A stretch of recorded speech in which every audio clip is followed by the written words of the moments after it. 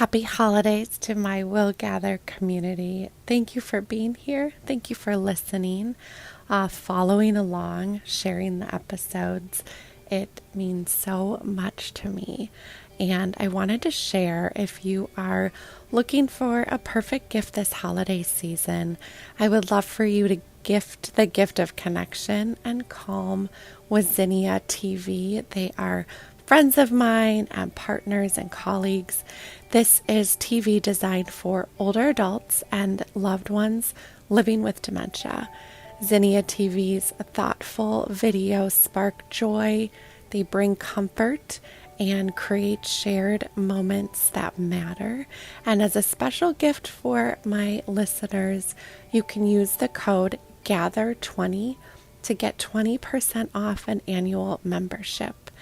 Visit zinniatv.com, ZINNIA TV.com, and make this Christmas one to remember, because the best gifts are the ones that we share together. Again, happy holidays and enjoy this holiday season. And now, as we dive into our episode, what is stopping you or someone that you love from building strength, and how might our lives change if we actually took that first step? Today's episode is for anyone who wants to better understand the role that strength, movement, and mindset play in our aging process. As we grow older, we naturally lose muscle, and that quiet decline can impact not only our independence, but our quality of life. The good news, there is hope, and with the right support and approach, it's never too late to start building strength and confidence. Our guest today is Eric Levitan,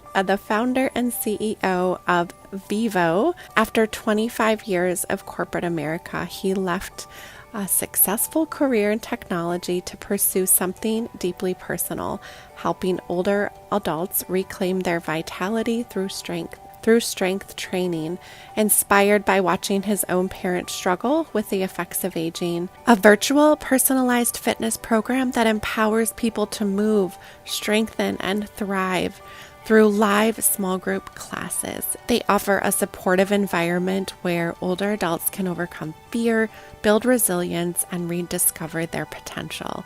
We talk all about what happens to our muscles as we age, the emotional barriers to exercise, fear and shame and judgment, and how we have insights on fall prevention, self-compassion, and how caregivers can support their loved ones without adding pressure, and how we can participate in classes with our loved ones. Here is my interview with Eric. Eric, thank you for being here. So excited we get to catch up. We were catching up a little bit, but now we get to do it together with an audience. So thank you. Well, I appreciate it. Thank you, Nicole. Yeah, we're going to dive in. I want to hear more about how this inspired your passion with aging, supporting older adults, exercise. Super excited to learn more. Well, yeah, it's an interesting kind of roundabout way that I've come to this place, and I'm super fortunate to have had those experiences. But I was an entrepreneur who had helped start another business that had nothing to do with what we're currently doing. It was a software company in the media and entertainment space, and I was very fortunate to have a reasonably successful experience with that other startup. And as a part of that, I got involved in just some executive coaching and with a program called Vistage that some of your listeners may be familiar with. And what they would do in this Vistage group is they would bring in speakers every month that would talk on kind of these compelling topics.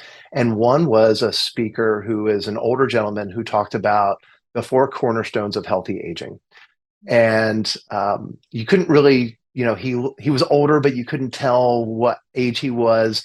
And he had like a short sleeve polo shirt on. And he had these bulging biceps. And he introduced himself. He was a 75-year-old neurologist who ran a clinic in Houston, Texas. And it was one of the right out of the gate. It was like, wow, he's 75. He's extremely fit. This is impressive. And the four cornerstones of healthy aging that he really talked about were fairly obvious on a high level. It was sleep, nutrition, exercise, and meditation slash mental health. But he really dove into detail on all four of those. And when he got to exercise, he specifically introduced me to a word that I'd never heard before. And that word is sarcopenia. And to Oh, this day, I will talk about this with people, and most people have never heard the word sarcopenia before. And if you're listening and if you've never heard it, it is the progressive loss of muscle mass as we age, leading to a loss of function and a loss of independence and disability. And we don't know. I think we generally understand that we get more frail as we get older, but a lot of us are not aware of that we're actually losing muscle mass. It is a natural part of the aging process. And unfortunately, it is a progressive condition. It accelerates as we get older. And this really is the first domino to fall that leads to so many of the things downstream that we talk about with aging, but we don't necessarily equate it with this loss of muscle mass. Falls, osteoporosis, type 2 diabetes, cardiovascular disease, and about 75 other conditions are related to the fact that we're losing muscle mass and strength as we age. That really stuck with me.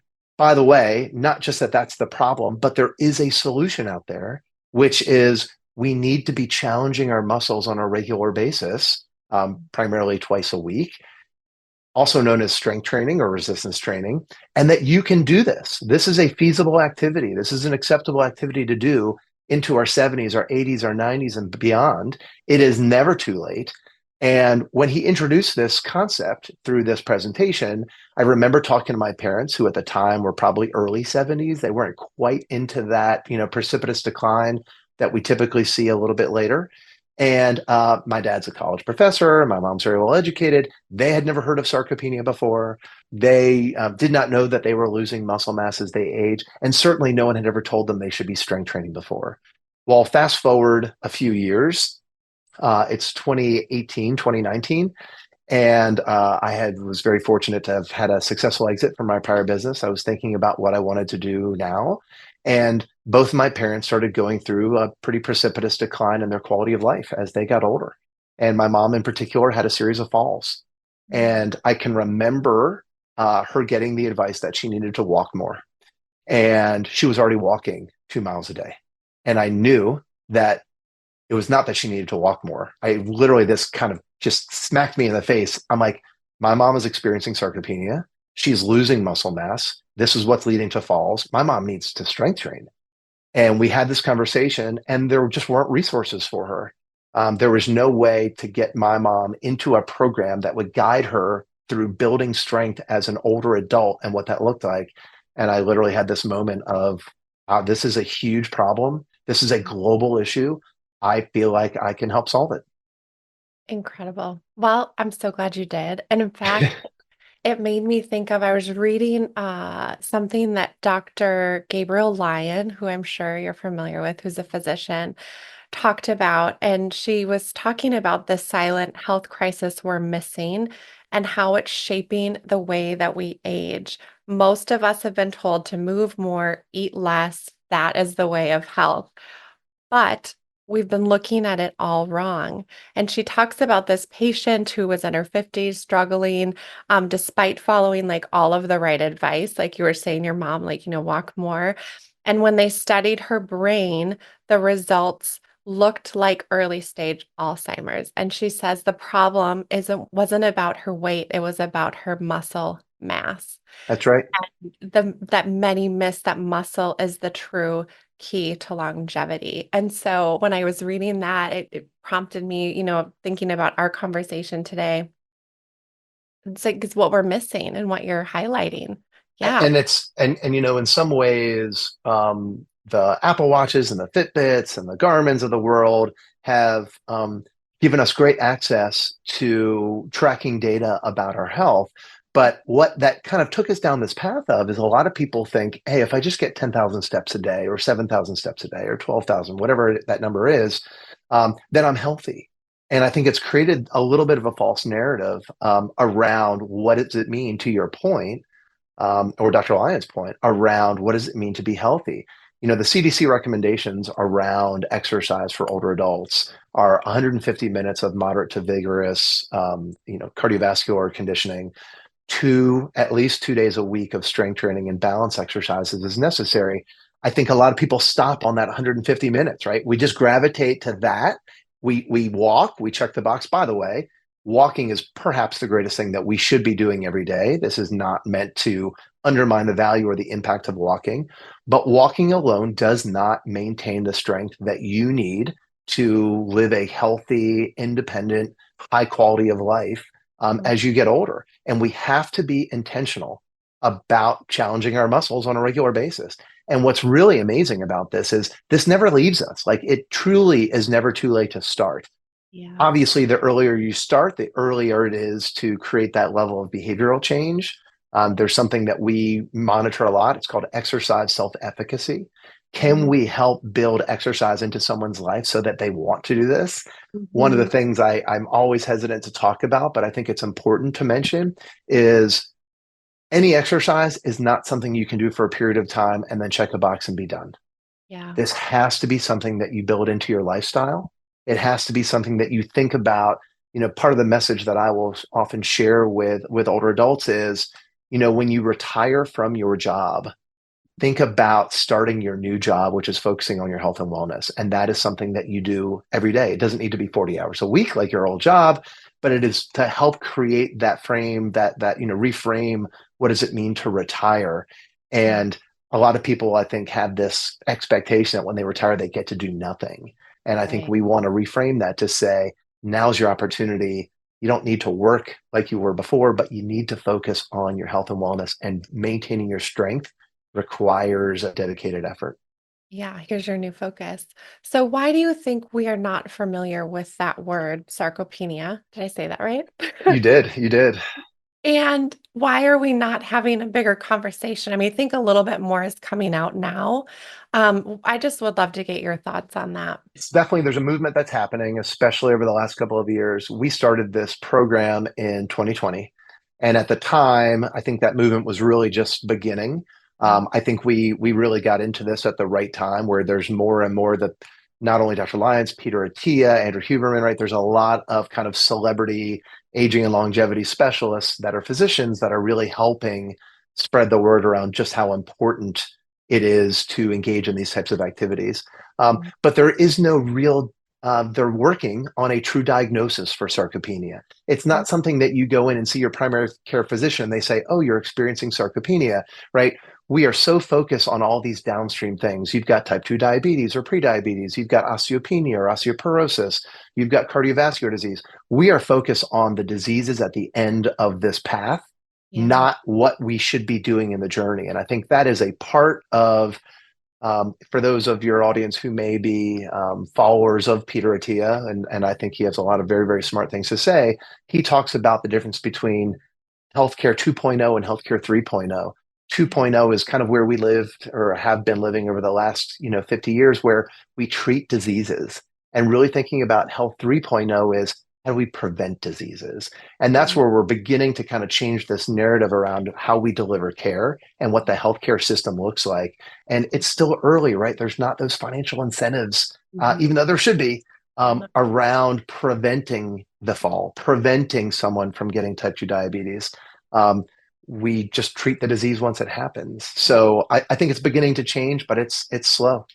Yeah. Thank you for that. I know, and that's our hope, right? And why we want to have these conversations is we want to shift to that healthcare 3.0. Absolutely. Yeah. You and I got to see each other meet in person at the AARP Age Tech Collaborative Summit in DC this fall. And you were sharing about kind of those hurdles. And I think looking at what prevents us, right, from doing that. And I remember coming up to you and saying, oh my gosh, we need to talk about this, right? The fear that can be present when we try something new. How do we overcome that? Maybe we have guilt, oh, that I've neglected my health all these years.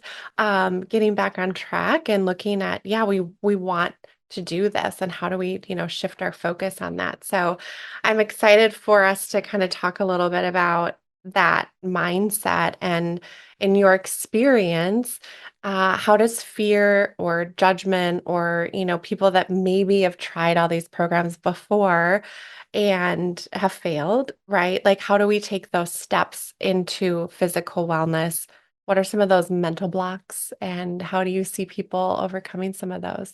This is actually one of the more important things that we talk about almost every day within our organization, and certainly with the organizations that we partner with to help bring this to their older populations. And You nailed it, Nicole. The two things that we've identified that really represent the inhibitors to taking steps in terms of your own wellness and specifically around exercise are these core feelings of fear and shame. And we live, unfortunately, in a society that is inherently ageist, and I don't say that to be glib. I say that to be we have kind of created this expectation that aging is not good, and we have to treat older adults with kid gloves and make sure we don't hurt them, and that is permeated into how we feel about ourselves. And so there is this kind of notion that if I engage in challenging exercise, I'm going to get hurt or worse. There's also a notion that I don't want to be embarrassed. I don't want to expose the fact that either I don't know what I'm doing or I can't do things that I used to be able to do. These are valid feelings, right? That we all have. And it, by the way, it does not only exist in older adults, right? Like we all have this at any age. And I think what we have learned is this is the most important thing. We have to help people take the first step because if you don't take the first step, you're not going to take the second step. And so there is no easy answer, by the way. I will say that up front. Everybody is different. What we try to do is understand how to create motivation on different planes, on different methods, so that we can eventually appeal to what might work for you. Because your specific concern might be you've got a nagging knee injury. Maybe you've got knee osteoarthritis. You're not really able to get to the floor comfortably and get off. And this feels like you're going to have to do that to participate in this program. What we try to do, one of many tools that we've kind of built out, is we want to get people into a class to try it and not even a real class. We want to talk you through what a Vivo class looks like, because the reality is just about everybody can do a Vivo class. We have built this program that is adaptable to your level of mobility, to your level of balance and strength and fitness. And you can do the entire class from a chair. You can also do the entire class if you're really fit and getting to the floor and doing the most challenging versions. And letting people know that this is a safe space that we're going to guide them through. It's not about a leaderboard. One of the things that we are very intentional about, there are no leaderboards that are a part of what we do. This is not about competing with other people. This is about meeting you where you are and helping you progress through that, whatever that movement pattern happens to be. So what is very, very common is someone is dealing with some sort of dysfunction, maybe in their shoulder, maybe in their back, maybe in their knee. They're doing lower levels of exercises, things that work for them for those movements where they've got some sort of acute issue going on, but they're doing much more challenging versions of exercises in other parts of their bodies that are more functionally capable.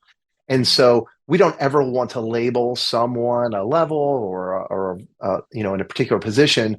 We want to help them find the right version of that movement for them on that day.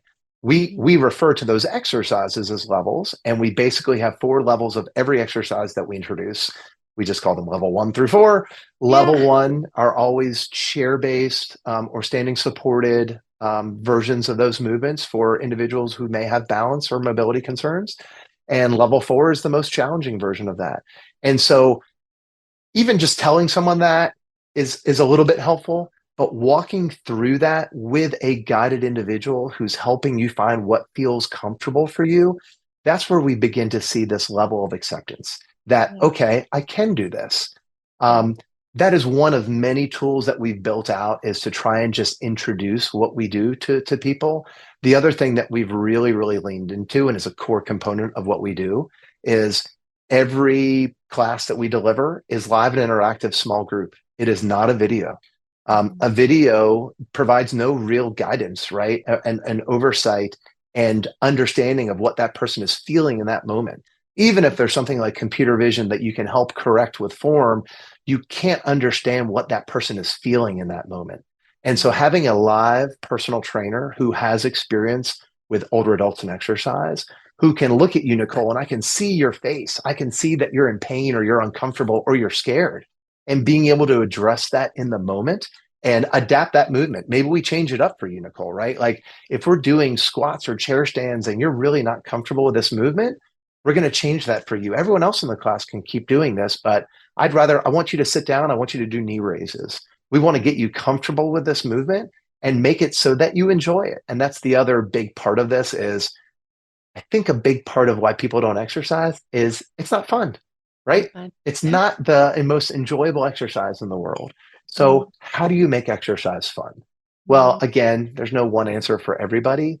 What we subscribe to is if you make it social, it feels a little bit less like exercise. It feels a little more fun. And a small group really lends itself to creating social engagement and building a sense of community and connection. And that mm. is a core element of what we're doing in every class. We cap our classes at 8 to 10 people. We basically use prompts in the name of cognitive and brain health to engage the brain while you're moving. This inevitably leads to conversations because we're in a small group, and it's part of what makes a small group a wonderful kind of support system, and that leads to people having fun and connecting and wanting to come back. Yeah, wanting to be a part of it. And with the data too on just that social community, it's so vital as we are, well, any age, but specifically as we're older and we might not be in those environments as much, just the That's importance right. of that, and having the guide to help ease some of that anxiety. Because I think times when we might have experienced, let's say, a fall or a health challenge, right, where we've got a little bit of fear, but having someone that can guide us on here's how to do this safely or what I'm noticing to be able to mitigate some of that. Yeah, it's huge. Absolutely. It's huge. With families, are there signs, I would say, for people that have a loved one in their life to watch for, right? That increased risk for falls or physical decline. What should we look for and then encourage our loved one, right, to participate in something like this? There are a handful of things that I often share with folks when they are thinking about their aging parents. Mm, And there's a couple of actually really telltale signs that I love to make people aware of. One is watch someone stand up from a chair, and mm, actually don't just watch them, listen to them stand up from a chair. Right? If there's some grunting, there's some straining, people are using their arms to propel them out of the chair. mhm. Um, that really indicates generally a loss of core strength, a loss of lower body strength, and generally is in line with a loss of balance. And so I think being mindful of watching people get up and down off of out of a chair. By the way, that is truly when we begin to lose our independence. When you lose the ability to sit down in a chair and comfortably stand up from a chair, that is the beginning of this process of losing your independence. Because at some point that translates to the floor, and you can no longer get off the floor. And all of these things are really necessary for us to maintain our independence and our quality of life. So, one listen, pay attention to your parents getting out of a chair and how well they're able to do that. The other is watch them walk. So there's a couple of different things to look out for. One is their walking speed. We know that sarcopenia really begins to show itself when we start really slowing our pace of walking, and as a part of that, you'll see older adults, and we've all seen this, start to shuffle their feet. Mhm. Shuffling their feet and changing our gait, changing how we walk, really creates an increased risk of falls. We end up not picking up our foot as much as we used to. That creates additional tripping hazards over the lip of a carpet, right? And the curb on the street. Um, we have to really be identifying those kinds of things as beginning to notice that we need to be intentional about working on those. And for a lot of older adults, it's important to be strong, both upper body, lower body, core, etc. Lower body strength tends to be the thing that begins to impact us the most. Right. So those are just things to be aware of. The other that we see a lot of, and there's been a lot of articles recently on, is a one-legged balance. Mm, A one-leg balance has a correlation with independence and longevity. mhm. And if someone cannot stand on one leg, that is a problem. Interesting. Walking, by the way, is kind of shifting between standing on one leg over and over again. And that is a skill that we want to maintain. That's something we want to have the ability to do. And Right. like a lot of things, the more we do it, the better we get at it. Yes. And so incorporating balance activities into our lives and focusing on working on being better at standing on one leg. Right. And being able, you can start this with holding on to something and standing on one leg, right? And slowly, instead of holding on, maybe you just keep a finger on that chair or that countertop till at some point you can pull that hand away and put it back on if you need to.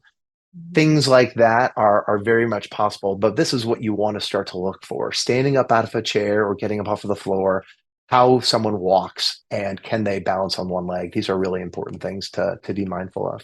Yeah, good insight. So, for noticing some of these things, what language have you found to be successful when we want someone to do something, but we want to be mindful and empowering, right? Not naggy. So I wish I had a great answer for you because this is where we see so much variability from person to person and what works for them. We always, I think the general guideline is to be inspirational and aspirational, not fear-based. Mhm, But at the end of the day, it doesn't work for everybody, right? Telling someone, hey, don't you want to be able to continue to maximize your quality of life? mhm, I've dealt with this with my own family members that they're like, nah, I'm good. Sometimes there's some fearful messages that resonate a little bit more. And again, I wouldn't recommend leading with fear and saying you're going to fall if this continues to happen. Um, mhm.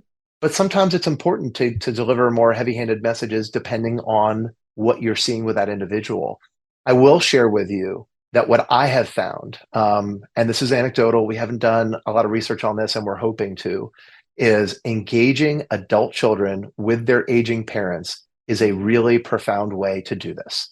Love And I that. would strongly encourage if you, some of us, look, I'm in my 50s, my parents are in their 80s. I think we're smack in the middle of this. Like I'm a sandwich generation person. I've got kids, I've got aging parents that I'm helping take care of.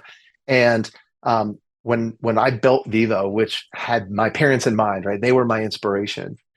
They both told me they were not interested in joining this program, Interesting. right? And my dad in particular, I remember this conversation so well because this was my first exposure to this concept. Mhm. I was like, Dad, we're just launching this program. I'd love for you to be a part of it. It's online, so you can join from the comfort of your own home. This was during COVID. You don't have to go anywhere. And he's like, Oh, Eric, I'm so proud of you, but I'm not really interested. And I was like, What do you mean you're not interested? And he's like, yeah, he gave me all the objections that we hear now all the time, right? I don't have time. Come on, Right. 45 minutes twice a week. Yeah. Um, I'll hurt myself. I've never lifted weights before. I'll be embarrassed. Like all of the things that we hear consistently. And I kept challenging him on these notions and kind of debating him, which wasn't working right. He just came up with the next reason. And Mhm. eventually, I just sort of got exacerbated with arguing with him and said, "Well, Dad, what if I just do this with you?" And without hesitation, he said, "Okay." Wow. And that was a really powerful moment Mhm.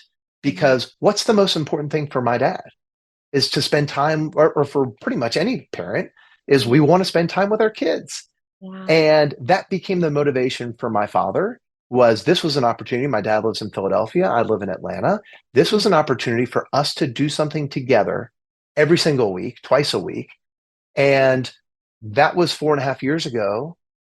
In that time, my dad has been doing Vivo twice a week for 4.5 years. And it started with this objection to doing it. And then Yeah. once he tried it, he found that A, he could do it, right? Some of those fears and that shame begins to fall away. And then Mhm. exercise has this wonderful thing where there's a reward system in your brain that's triggered when we're done exercising because your brain knows what you just did was good for you. And that Right. makes you feel good.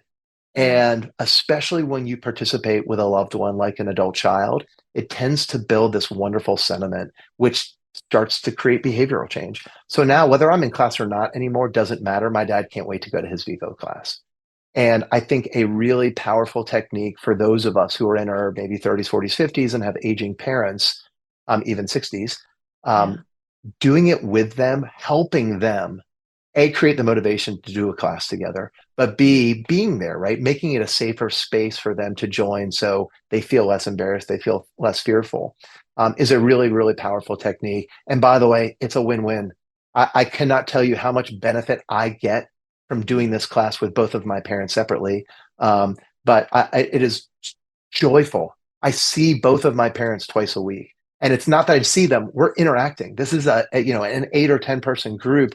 We are engaging together. in a non-traditional parent-child relationship. This is a shared experience where we're peers. And Gosh. after class, my dad will text me and we'll talk about the funny thing that happened or how hard that was or how silly that was.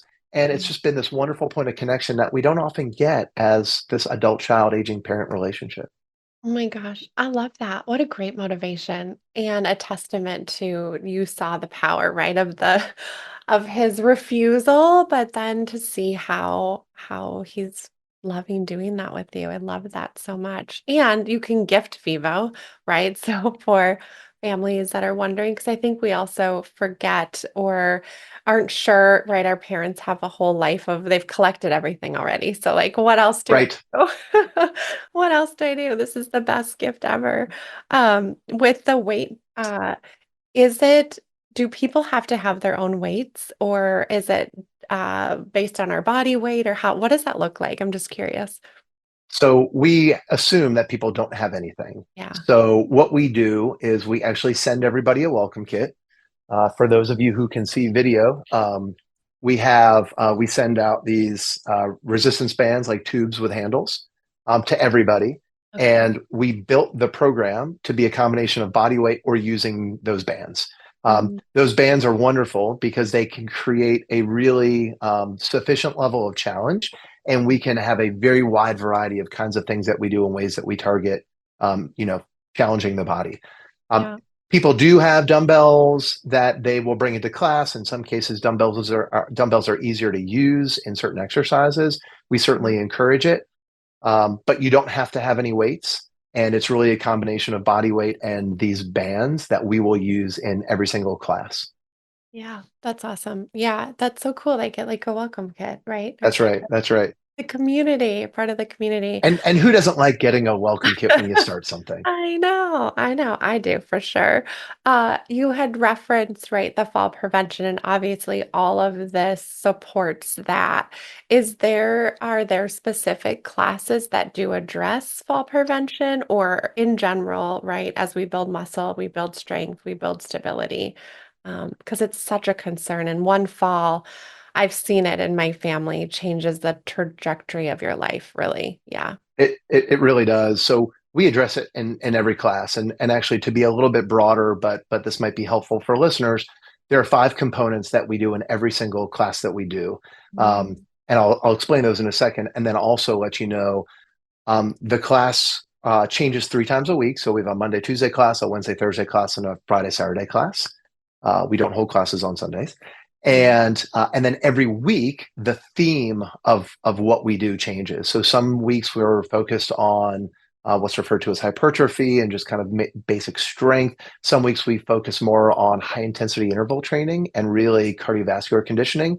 Some weeks we focus on power and moving weight quickly. And all of these address really, really important core needs.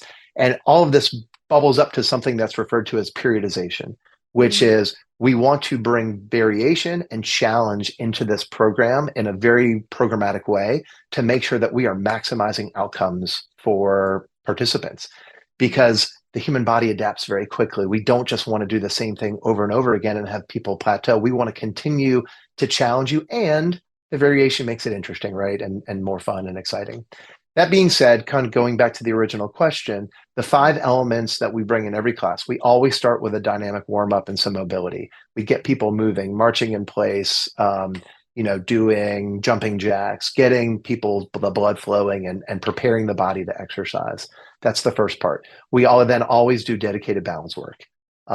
It can be different variations. It's not just standing on one leg, but we're trying to bring in elements that really focus on specifically balance and this concept around proprioception, which is understanding our body and where it is in space.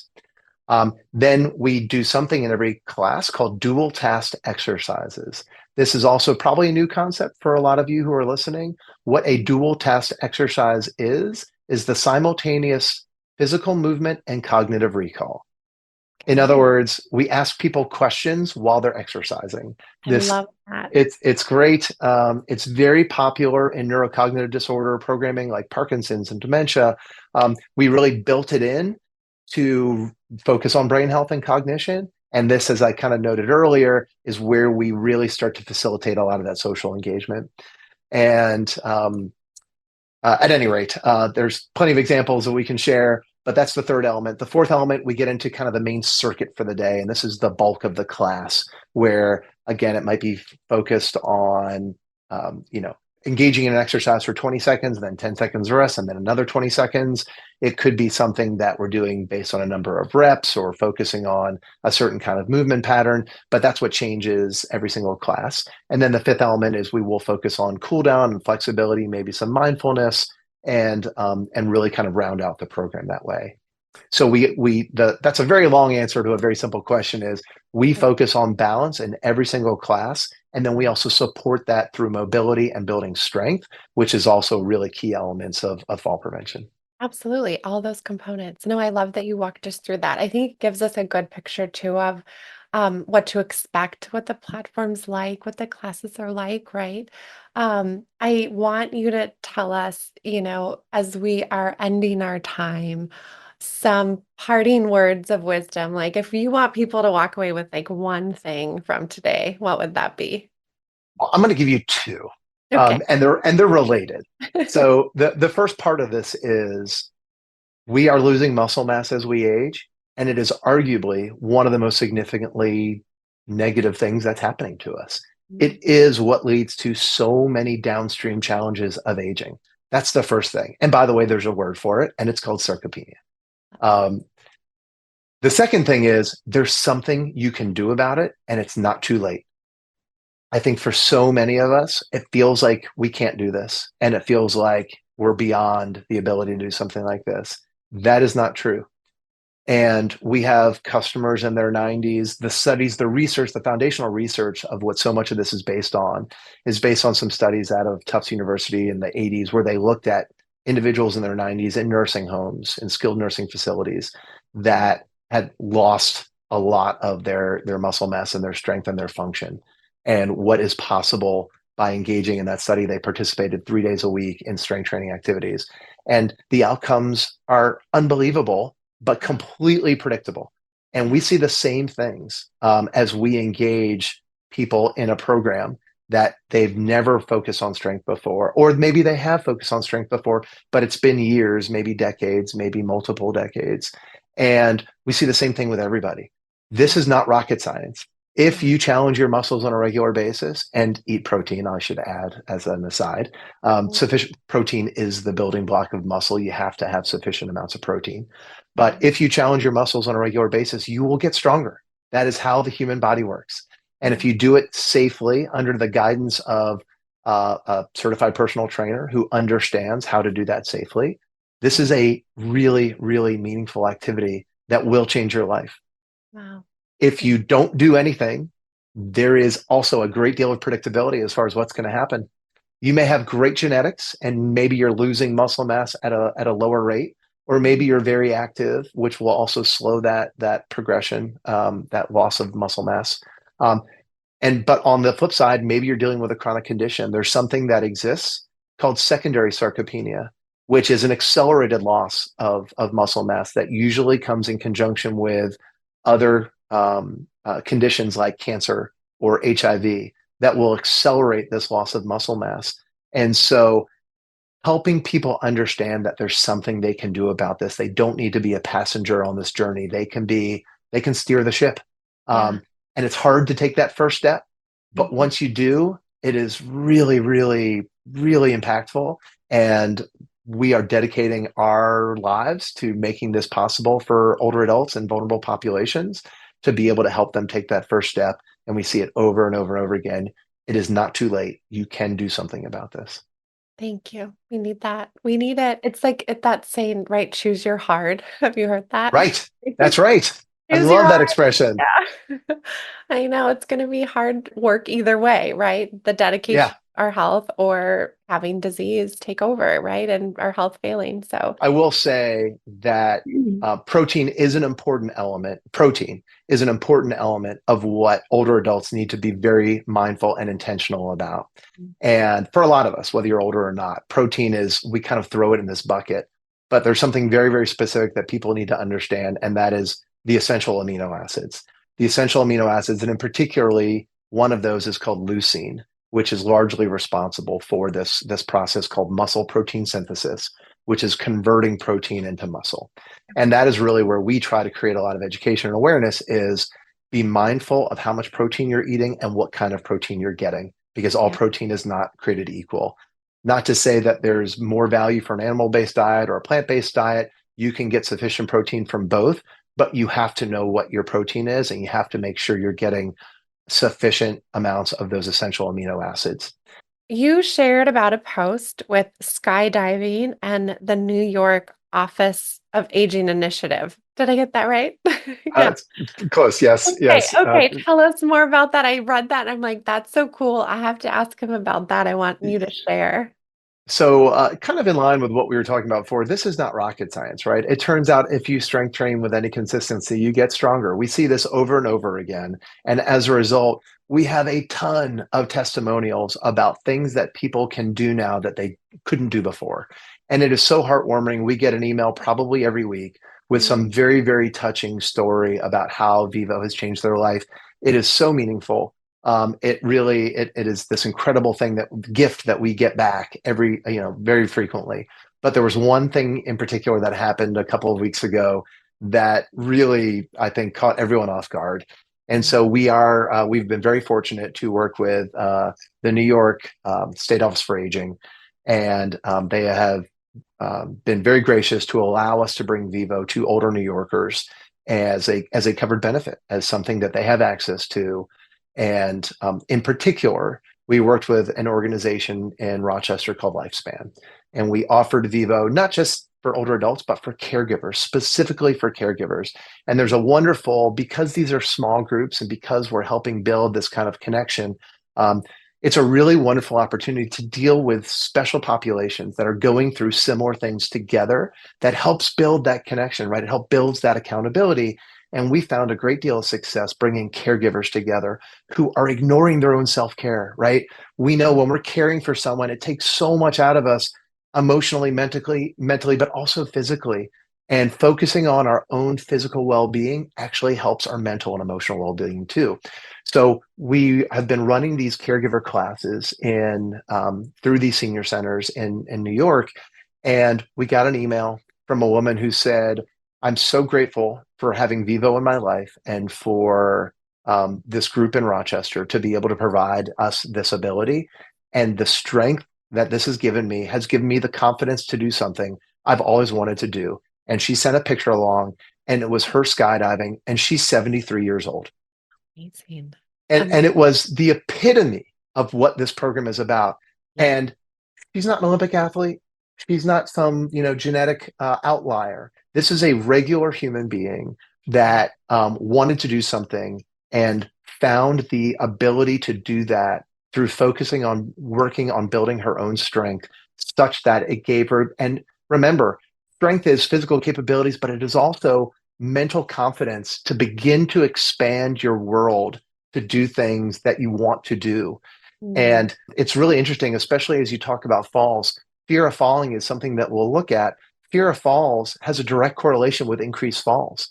The more we are afraid of falls, the more likely we are to fall. When we start to build confidence that we're not going to fall, we start doing more things mhm. and we actually get stronger and more capable of doing more things.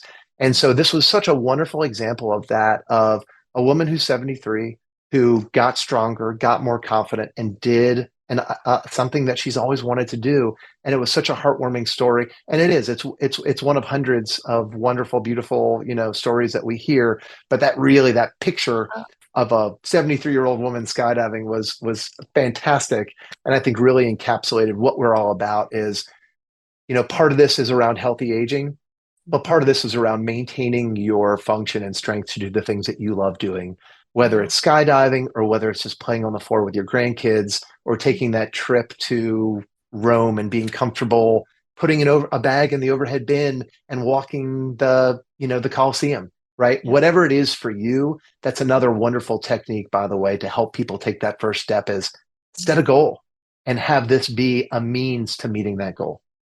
So good. What an incredible story. And I can attest to being in Europe, and I was having thoughts as a 5-year-old, I have to stay strong and agile just to travel around, you know, get up the Cobblestone stairs, streets. the Yeah. cobblestone Yeah. streets, the train, the plane, all of it. I was like, I'm tired. Oh my gosh, that's awesome. Thank you so much. Where can we learn more? Where can we connect with you? Sign up for a class, be connected. I love all the initiatives that you're part of.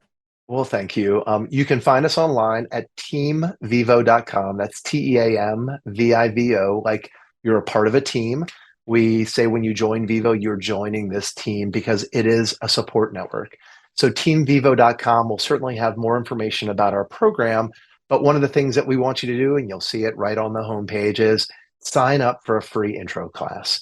It's more talking than moving. Again, we recognize jumping right into an exercise program when you're not really comfortable, maybe not the best move. It's hard to do. Take this free intro class. It's a soft landing. It's an easy way to try it. It's free and really see, can you do this? And we know that you can. So getting the confidence that you can, this is a wonderful way to kind of take that first step in a safe, easy space. Awesome. Well, I cannot wait to share this episode and get it out there. Thank you for your message, your encouragement, your energy. I think people are really going to enjoy listening and learning from you. So thank you. Well, I appreciate it, Nicole. Right back at you. Thank you for listening today. If you enjoyed our episode, please subscribe and give us 5 stars. In all honesty, we'd love to hear from you. Thank you so much for listening to our episode.